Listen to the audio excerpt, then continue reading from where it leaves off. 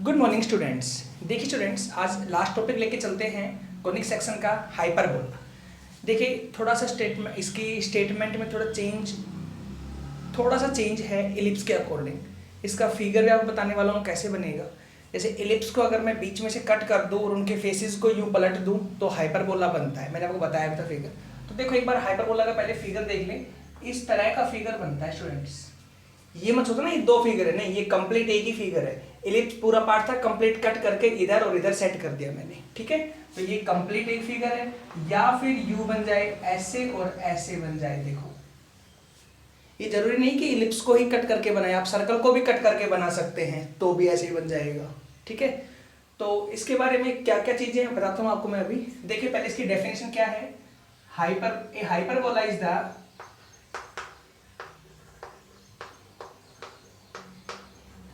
A hyperbola is the locus of the point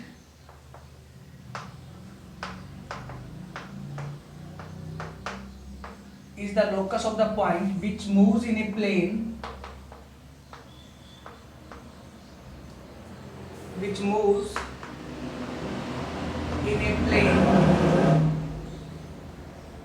ठीक है। Such that same condition है वो कि वो, लेकिन थोड़ा चेंज मिलेगा, देखना क्या।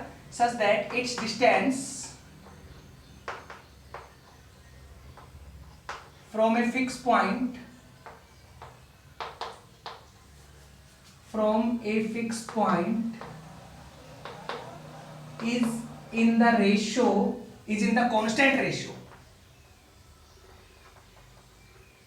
is in the constant ratio which is greater than 1.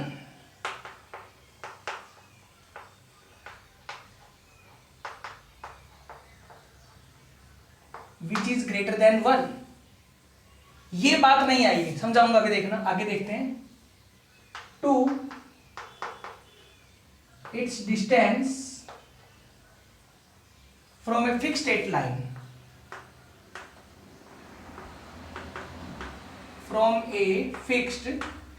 Line ये होता है। सब कंडीशन सेम है यहाँ पे, जो बताया था मैंने इलिप्स के अंदर, जो बताया था मैंने पैराबोला के अंदर। पैराबोला में ये डिस्टेंस और ये दोनों इक्वल होती है। इलिप्स के अंदर कांस्टेंट रेशियो तो होता है लेकिन वो लेस देन 1 होता है, यहाँ पे ग्रेटर देन 1 होगा। ये चेंज हुई है कंडीशन। और वो रेशियो क्या होता है, हमारा रेशियो होता है ई, असेंट्रिसिटी आप कहते हैं उसको, ठीक है। तो इस केस में असेंट्रिसिटी 1 से ग्रेटर होगी, ठीक है स्टूडेंट्स। तो देखना अब हमारे पास 3 पार्ट सेट होंगे ई के ऊपर ही। ई क्या है, असेंट्रिसिटी। अगर ये असेंट्रिसिटी 1 के इक्वल आ जाए, देखो if e equal to 1, e less than 1 और ई ग्रेटर देन 1, अगर ई की वैल्यू 1 के इक्वल हो जाए तो स्टूडेंट्स ये बनाएगा पैराबोला। क्लियर है। अगर ई की वैल्यू 1 हो जाए तो बनाएगा पैराबोला। सेकंड, अगर लेस देन 1 हो जाए तो बनाएगा इलिप्स, और अगर ग्रेटर देन 1 है तो बनाएगा हाइपरबोला। आपको दिख रहे हैं तीनों part.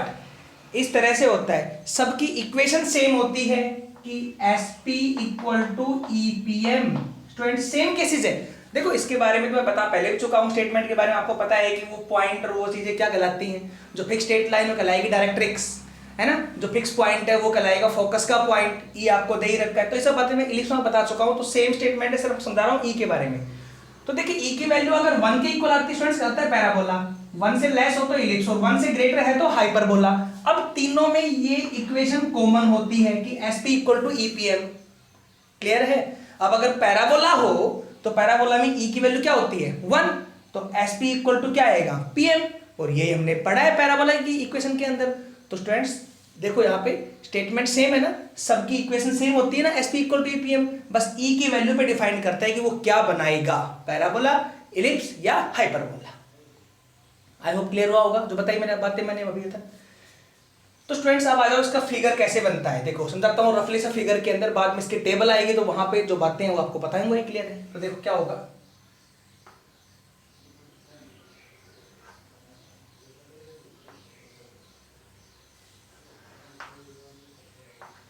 x y y dash x dash. ठीक है स्टूडेंट्स, ये हो गया हाइपरबोला का फर्स्ट पार्ट इधर, और इतनी ही डिस्टेंस पे यहां ले लो।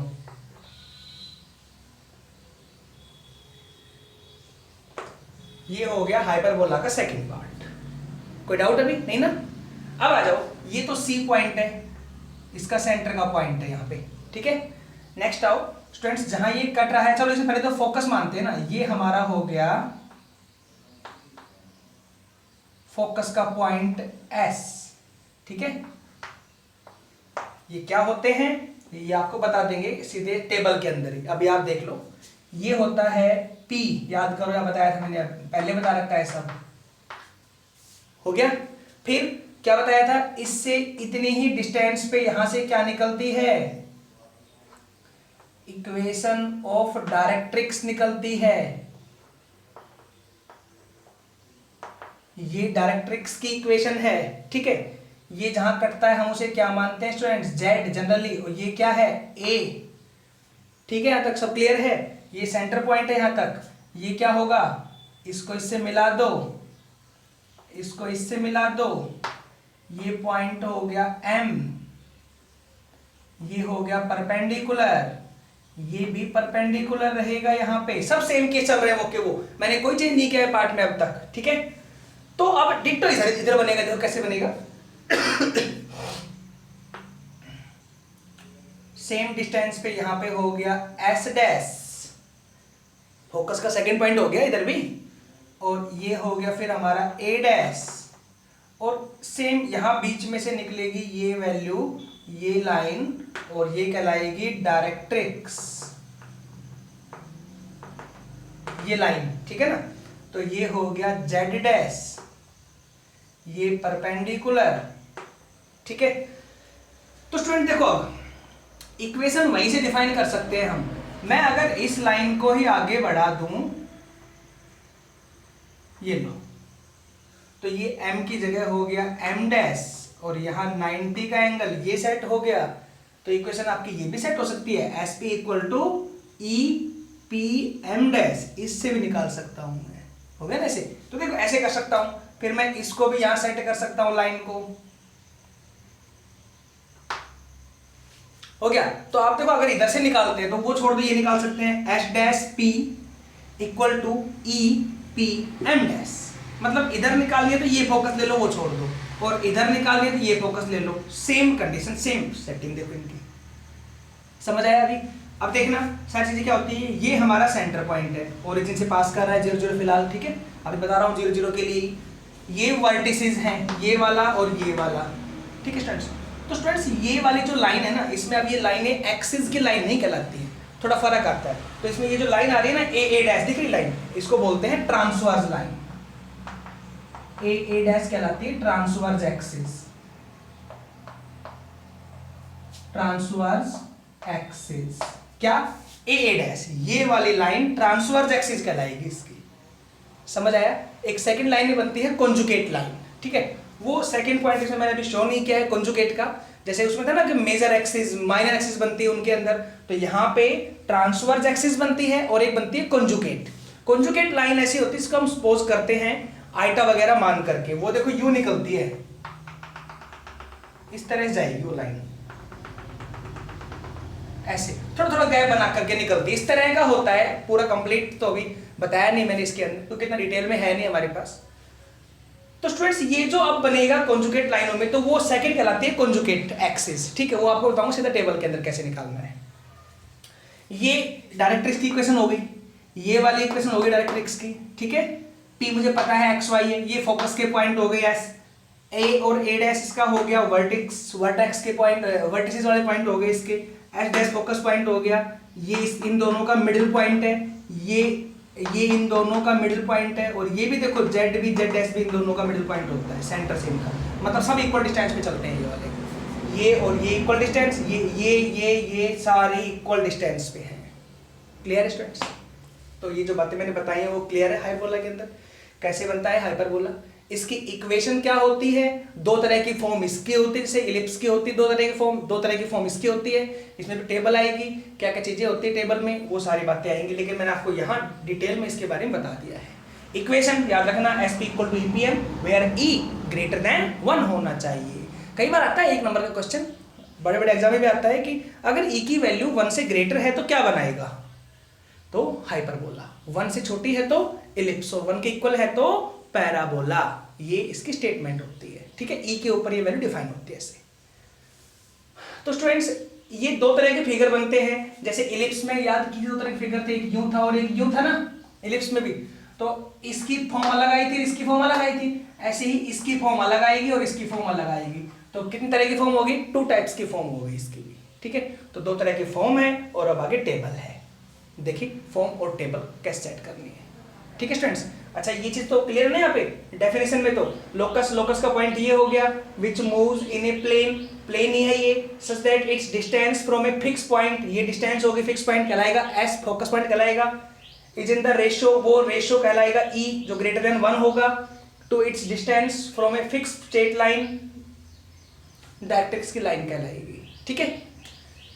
पहले तो बता चुका हूँ इलिप्स के अंदर कोई सी बात नहीं है, इलिप्स में भी पैराबोला में बार बार वही लाइन आ रही है, बस ई का ही फर्क है। ई के बारे में मैंने आपको बता दिया ई क्या होता है, ठीक है। ई मतलब एसेंट्रिसिटी, ठीक है। चलिए स्टूडेंट्स अब इसके टेबल देखिए, और टेबल में फिर वही जैसे इलिप्स में करवाया था सेम टेबल है, टेबल देख लो एक बार इसके।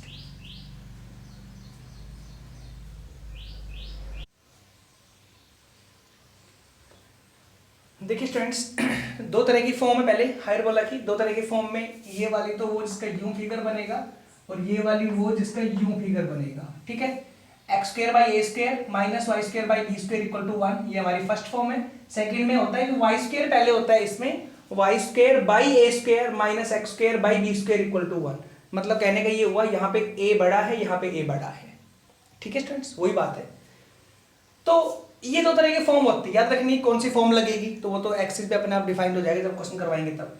तो पहले तो सेंटर पॉइंट, तो ऐसी फॉर्म हो तो सेंटर पॉइंट क्या बताए थे मैंने, 0 0। इलिप्स के टेबल याद कर लेना, कंप्लीट सेम है, देखना।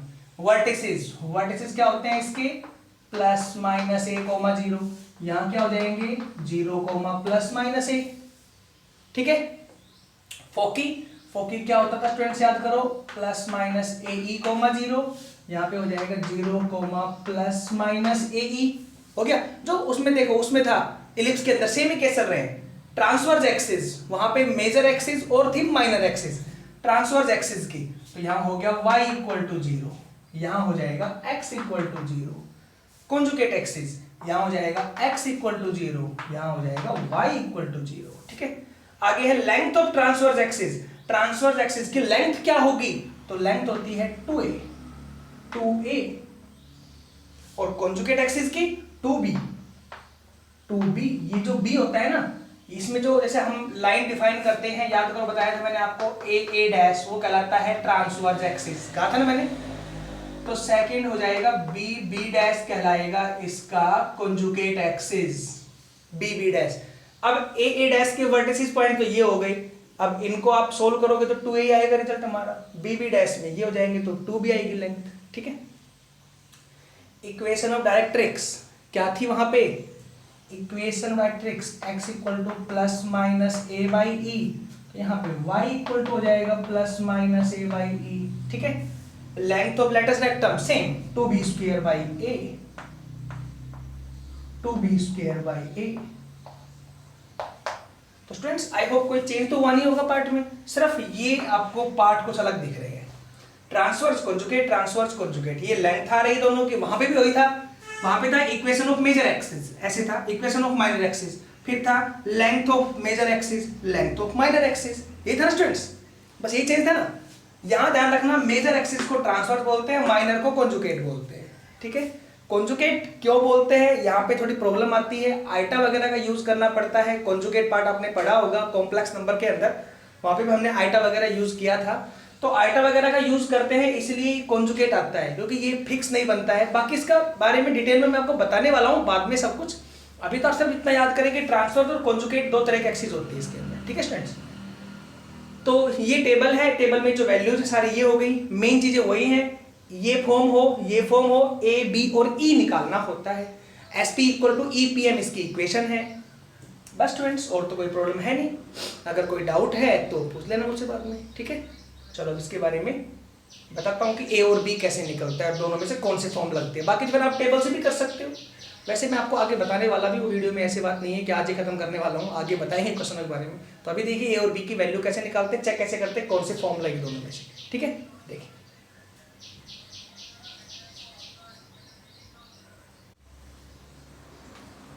देखिए स्टूडेंट्स, मैं एक क्वेश्चन डिफाइन करता हूँ। क्वेश्चन क्या है हमारे पास, 3x² - 6y² = -18। इसमें वो सारे पार्ट निकाले जो बताए थे टेबल के अंदर, मैं लिखे नहीं, काफी लंबा हो जाता, बाकी बता देंगे सारे सीधे कैसे होंगे। तो आपको पहले तो ए बी चाहिए स्टूडेंट्स, कैसे निकलेगा। तो देखो पहले तो फॉर्म चेक करते हैं कौन सी लगेगी। उसके लिए क्या होगा, पहले इधर 1 होना चाहिए ना। 1 कैसे होगा, इसको डिवाइड में लेके आए। तो स्टूडेंट्स ये हो गया -18x² माइनस में 6y² और -18 = 1। तो ये तो हो गया -x²/6 प्लस में y²/3 = 1। इस तरह का पार्ट होगा हमारे पास, ठीक है स्टूडेंट्स। तो इसको आगे इसको पीछे कर दें तो आपको दिख रहा है यहाँ पे y²/3 माइनस के x²/6 = 1। ठीक है स्टूडेंट्स, समझ आया केस यहाँ तक। तो ये हमारे पास देखो इस तरह का केस बन गया। ये कौन सी फॉर्म लग गई, तो आपको दिख रही है सेकंड वाली फॉर्म है, ठीक है। कौन सी फॉर्म है, ये वाली सेकंड वाली। अच्छा स्टूडेंट्स, एक बात मैं आपको यहाँ बताने वाला था, वहां मैंने बताई थी आपको कि ये वैल्यू छोटी बड़ी के बारे में आपसे मैं बातें कर रहा था, है ना स्टूडेंट्स, कि ये वैल्यू छोटी बड़ी होगी तो आगे पीछे। देखो स्टूडेंट्स, इसमें कोई कंडीशन नहीं है, क्योंकि ये दोनों वैल्यू इक्वल भी हो सकती हैं, क्योंकि ये सर्कल से भी तो बनता है ना, तो इसमें कोई कंडीशन नहीं लगती है। ये दोनों पार्ट है, तो जनरली पहली वैल्यू छोटी मिल सकती है आपको, क्योंकि छोटी मिलेगी तो ही तो ई की वैल्यू डिफाइंड होगी हमारे पास, ठीक है। वो बताऊंगा ना मैं भी आपको ई की वैल्यू कैसे निकलेगी। तो देखो जनरली इसमें ई की वैल्यू, आगे वाली वैल्यू है ना, ये छोटी होती है इसकी, मतलब शुरू वाली वैल्यू, ठीक है। सेकंड बड़ी होती है, हाँ बराबर भी हो सकती है, बराबर होगी तो बनेगा रेक्टेंगुलर हाइपरबोला, ठीक है। रेक्टेंगुलर, उसकी देख लो कंडीशन क्या होती है। रेक्टेंगुलर हाइपरबोला की कंडीशन क्या होती है स्टूडेंट्स, कि इफ a = b, अगर a और b दोनों इक्वल हो जाएं तो वो हाइपरबोला का स्पेशल नाम दिया गया है रेक्टेंगुलर हाइपरबोला, तो वो रेक्टेंगुलर की तरह बन सकता है हाइपरबोला, ठीक है स्टूडेंट्स। तो ध्यान रखना, ये कंडीशन हाइपरबोला में होती है a = b वाली, ठीक है। चलो तो यहाँ पे क्लियर हुआ कि आगे वाली जनरल वैल्यू आपको छोटी मिलेगी। तो क्या है स्टूडेंट्स, यहाँ पे y²/3 माइनस x²/6 = 1।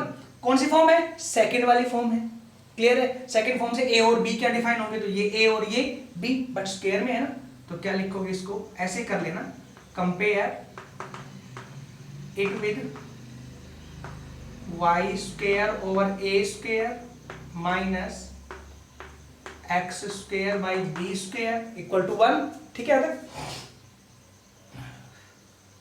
अच्छा देखिए स्टूडेंट्स, आपको एक छोटी सी बात डिफाइन करता हूं कि ये वैल्यू छोटी क्यों होगी।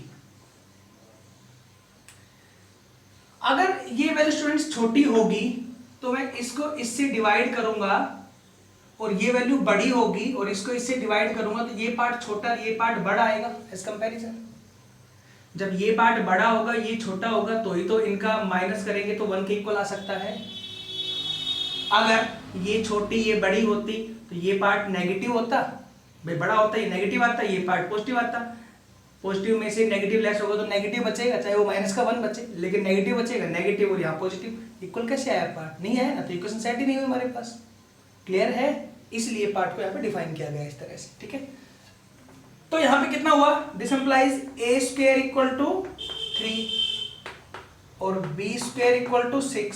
हाँ तो a की वैल्यू हो गई √3 और b की वैल्यू हो गई √6। ये हमारे पास a और b की वैल्यू आ गई स्टूडेंट्स, ठीक है। ज़्यादा क्लियर हुआ। अब देखते हैं क्या क्या उसमें सोल्व करना है क्वेश्चन के अंदर।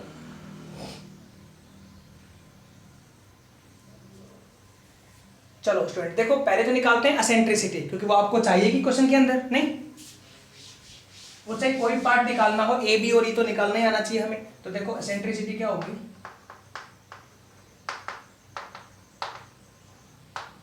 E = तो देखो ये होता है फॉर्मूला, रूट में A square plus B square by A. ये चेंज है फॉर्मूले में, वहां होता था माइनस, यहाँ होगा प्लस। ठीक है, इलिप्स में था वो माइनस, यहाँ प्लस होगा। ये फॉर्मूला होता है यहाँ एसेंट्रिसिटी निकालने का, A square plus B square by A. रखो वैल्यूज, ई इक्वल टू, हाँ तो रूट में ए स्क्वायर 3 प्लस 6, 3 प्लस 6, ठीक है, और रूट 3, यहाँ हो गया रूट 3, ऊपर तो आएगा 9 का तो हो गया स्टूडेंट्स 3 बाई रूट 3। अच्छा ये तो कट के रूट 3 बन जाएगा, और रूट 3 1 से बड़ा है नहीं है ना, 1 पॉइंट समथिंग होता है, 1.7 होता है, हाँ तो 1 से बड़ा है ना, हाँ तो ये इलिप्स सेट करें, सॉरी ये एसेंट्रिसिटी 1 से बड़ी है तो हाइपरबोला सेट करेगी। क्लियर है? चलो अब आ जाओ, फर्स्ट हम निकालते हैं इसके वर्टिसेस क्या क्या होंगे। हाँ तो स्टूडेंट्स वर्टिसेस होंगे 0, प्लस माइनस ए, सेकेंड फॉर्म है, हाँ तो 0, प्लस माइनस के रूट 3, शायद रूट 3 होगा, रूट 3, ठीक है। सेकंड चलिए, सेकंड पूछूं फोकी क्या होगा। फोकी मतलब हो गया फोकस का पॉइंट, 0, प्लस माइनस ए ई होगा, हाँ तो 0, प्लस माइनस ए की वैल्यू रूट 3, ई की वैल्यू भी रूट 3, कर लेना मल्टीप्लाई, रूट 3 3 आ जाएगा यहाँ पे, ठीक है। थर्ड आ जाओ, थर्ड है length of transverse axis. Transverse axis की लेंथ क्या होती है स्टूडेंट्स? 2a होती है, तो कितना हो गया 2√3, बस, ठीक है। फोर्थ आ जाओ, लेंथ ऑफ कॉन्जुगेट एक्सिस, कर लेना, कितना हो जाएगा 2b, तो क्या आ जाएगा 2√6। ये लेंथ ऑफ कॉन्जुगेट एक्सिस हो गई। अब आ जाओ डायरेक्ट्रिक्स की